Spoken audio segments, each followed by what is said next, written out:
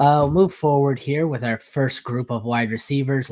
Somehow these guys are all under 75%. Lad McConkey barely at 74. So we've got McConkey, Jerry Jeudy, Wandale Robinson, Xavier Legette, Cortland Sutton. I like all five of these guys as wide receiver 2, 3-ish players. Probably more likely wide receiver 3 with a little bit of 2 upside. If you're wide receiver needy and any of these guys are available in your league, I have no problem adding any of them and starting any of them.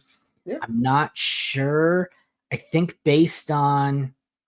upside play is McConkey. I think if you want the safest play, the volume of Wandell and Sutton, I think is the way to go.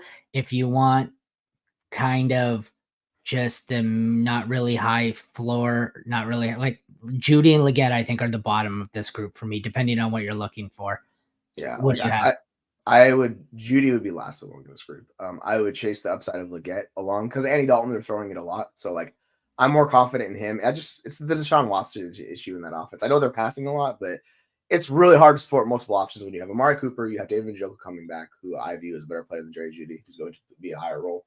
But yeah, like McConkey's the upside bet. Sutton's volume is awesome. He's got one of the best volume roles in the NFL. So like if you want that, you can go that. And then Leggett is like a fun, like actually Leggett and McConkey are similar bets. Like they're fun upside rookies. The difference is like just the passing volume in the Carolina Panthers offense, where he's the second option. It's okay. Where like McConkey, he needs to dominate a lot of the volume in the Chargers offense because they don't pass a lot. So McConkey's the quote unquote upside bet where people are going to be hyped about him. But yeah, Wandale is by far the safest of this group, if you ask me. Like in his role, as long as Malik Neighbors is playing, he gets to benefit with all those scam targets. So as long as Malik Neighbors play, like you're going to be fine with Wandale.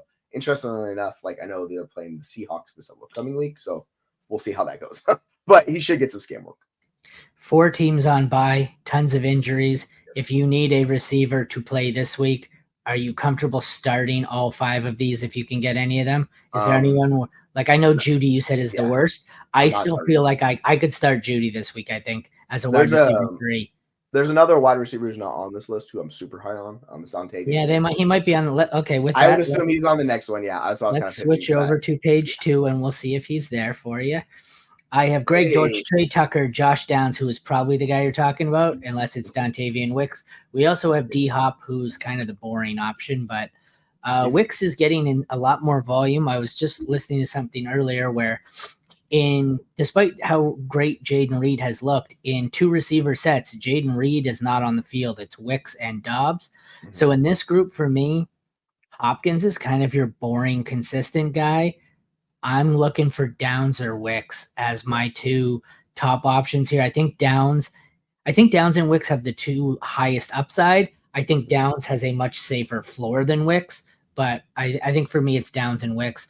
Dortch and Tucker are kind of my desperation. Hope they run into a long ball here, but what do you got here? Was this one of your guys? Yes, Wicks was the guy. Like he's the upside shot of all of these guys, just because Downs, similar to Jaden Reed, is more or less a slot player. Downs plays like exclusively out of the slot a little bit.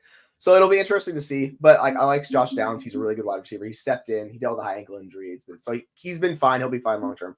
If you need a production for like the next month, like Wicks is the guy I'm targeting because he's going to be on the field in 2 wide receiver sets, and he's basically competing with Romeo Dobbs. Romeo Dobbs just isn't that good.